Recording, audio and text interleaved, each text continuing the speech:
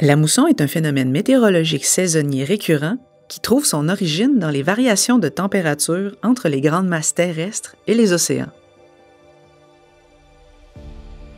Ayant une influence cruciale depuis l'aube de l'humanité, les moussons concernent non seulement l'Asie, mais aussi d'autres régions du monde, comme les régions tropicales ou subtropicales. Dans ces régions aux plaines et deltas fertiles, où la saison sèche de l'hiver est suivie par les fortes pluies de l'été, des civilisations prospères se sont développées depuis des temps immémoriaux. Les historiens estiment d'ailleurs que ce régime météorologique particulier a même pu jouer un rôle central dans la disparition de certaines civilisations ou l'effondrement de certaines dynasties. De nombreuses études ont également été faites pour comprendre les mécanismes à l'origine de son occurrence, de ses fluctuations, et pour tenter de prévoir à plus long terme ce phénomène. Aujourd'hui, je vous invite à découvrir ce phénomène météorologique unique qu'on appelle la mousson.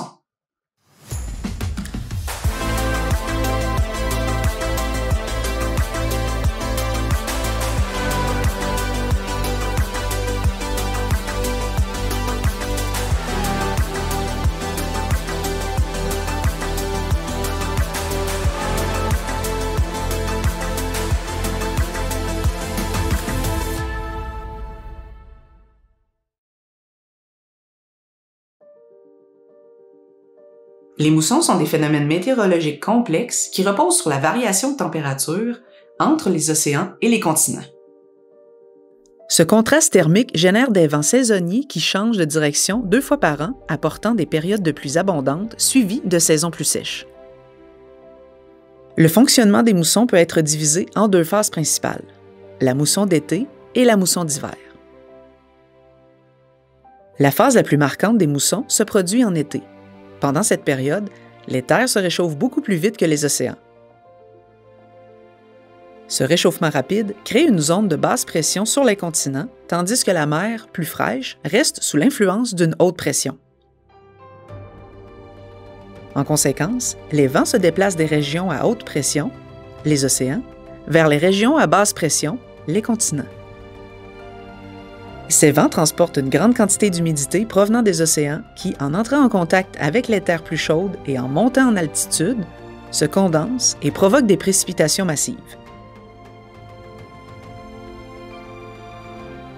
Dans les régions comme l'Asie du Sud, par exemple, l'air humide venant de l'océan Indien est poussé vers le continent, où il est ensuite bloqué par la chaîne de montagnes de l'Himalaya et forcé de monter, ce qui intensifie davantage les précipitations. C'est donc cette dynamique qui génère les pluies des moussons, essentielles à l'agriculture locale, mais qui peuvent aussi causer des inondations spectaculaires.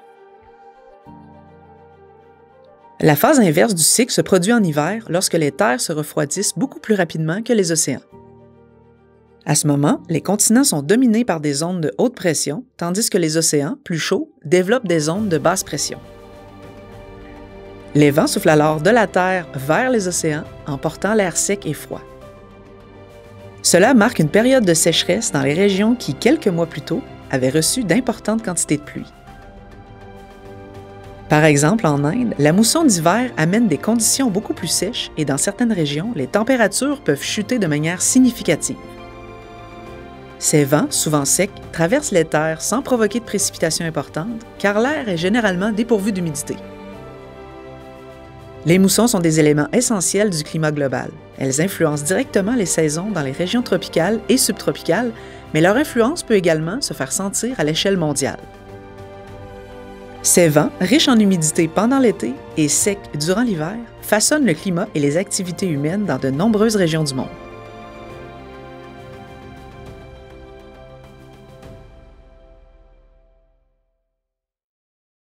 Depuis toujours, dans de nombreux endroits du monde, les cultures de céréales, de fruits ou de légumes sont conditionnées par les pluies des moussons.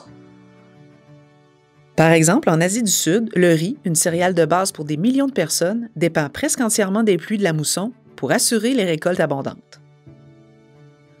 Sans ces pluies, les rizières risquent la sécheresse, compromettant la production alimentaire et la subsistance de communautés rurales.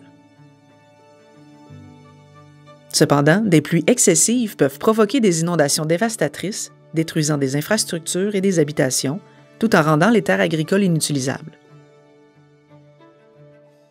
En Afrique de l'Ouest, des cultures comme le sorgho, essentielles à l'alimentation locale, suivent également ce cycle. Les agriculteurs planifient les semis en fonction de l'arrivée des pluies, sachant que leur survie économique dépend de la fiabilité de la saison des moussons. Les moussons n'ont pas seulement des bienfaits pour l'agriculture, elles présentent aussi un défi pour les sociétés humaines qui doivent adapter leurs pratiques à la variabilité de ce phénomène naturel. Ainsi, dans de nombreuses régions du monde, les cycles des moussons rythment non seulement la vie agricole, mais aussi la gestion des ressources en eau, la sécurité alimentaire et l'organisation des communautés. Tout au long de l'histoire, de nombreuses civilisations florissantes ont été influencées par le phénomène des moussons. Celles-ci, essentielles à l'agriculture et à l'approvisionnement en eau, ont parfois connu des perturbations soudaines ou prolongées, contribuant au déclin et, dans certains cas, à la disparition de sociétés entières. La civilisation maya, par exemple, qui a prospéré pendant des siècles en Mésoamérique, est l'une des plus grandes énigmes de l'histoire. Leur disparition soudaine aux alentours du 9e siècle intrigue encore les chercheurs, et bien que plusieurs facteurs aient été proposés, les changements climatiques liés aux moussons sont aujourd'hui considérés comme ayant joué un rôle clé dans l'effondrement de cette civilisation autrefois florissante. Les Mayas dépendaient fortement des pluies des moussons pour nourrir leur population. Leurs villes étaient situées dans des régions où les précipitations concentrées pendant la saison des pluies étaient essentielles pour alimenter les réservoirs et les systèmes de stockage d'eau, vital pour l'agriculture. Les Mayas ne disposaient pas de grandes rivières comme d'autres civilisations, ce qui les rendait particulièrement vulnérables aux variations climatiques. Le maïs, l'aliment de base de leur alimentation, ainsi que d'autres cultures comme les haricots et les courges, nécessitaient une grande quantité d'eau régulièrement. Des études paléoclimatiques menées sur les sédiments des lacs et des grottes ont montré que les Mayas ont probablement subi une série de sécheresses sévères qui coïncident avec l'effondrement de leur société. Ces sécheresses, qui se seraient produites pendant plusieurs décennies, auraient été liées à un affaiblissement des moussons. Sans pluie suffisante pour irriguer leurs terres agricoles, la production de nourriture a chuté de façon drastique, entraînant famine, conflits internes et migration. Un autre exemple fascinant de civilisation affectée par la variabilité des moussons est celui de la dynastie Tang en Chine. Celle-ci est souvent considérée comme l'une des plus prospères et culturellement riches de l'histoire chinoise. Cependant, vers la fin de son règne, un changement climatique important, probablement lié aux moussons, a contribué à la chute de cette dynastie. Son économie reposait largement sur l'agriculture, en particulier la culture du riz et du blé. La mousson d'été était cruciale pour apporter des pluies régulières qui irriguaient les rizières du sud de la Chine et les champs de blé au nord. Tant que la mousson suivait un schéma relativement stable, les récoltes étaient abondantes. Cependant, au 9e siècle, des preuves historiques et climatiques suggèrent qu'un affaiblissement des moussons a provoqué une série de sécheresses prolongées. Celles-ci ont gravement affecté les récoltes, provoquant des famines dans plusieurs provinces. La population, dépendante de l'agriculture, a rapidement souffert de cette instabilité alimentaire, créant des tensions sociales et économiques. La sécheresse n'a pas seulement affecté l'agriculture, mais aussi la logistique et le commerce. Les canaux et les rivières, qui étaient les principales voies de transport des denrées alimentaires et des marchandises, se sont asséchés, rendant plus difficile le ravitaillement des grandes villes. Bien que d'autres facteurs aient contribué à la chute de la dynastie Tang, comme les conflits internes et les invasions étrangères, les conditions climatiques liées à la mousson ont joué un rôle clé dans cette désintégration. Les moussons, moteurs naturels de la vie dans de nombreuses régions du monde, continuent de jouer un rôle essentiel pour les sociétés humaines. Depuis des millénaires, elles façonnent l'agriculture, les pratiques culturelles et même la survie des civilisations. Les périodes de pluie qu'elles apportent sont cruciales pour la production alimentaire, mais leur variabilité peut aussi engendrer des défis redoutables, comme le montrent les exemples de la disparition de certaines civilisations dans l'histoire.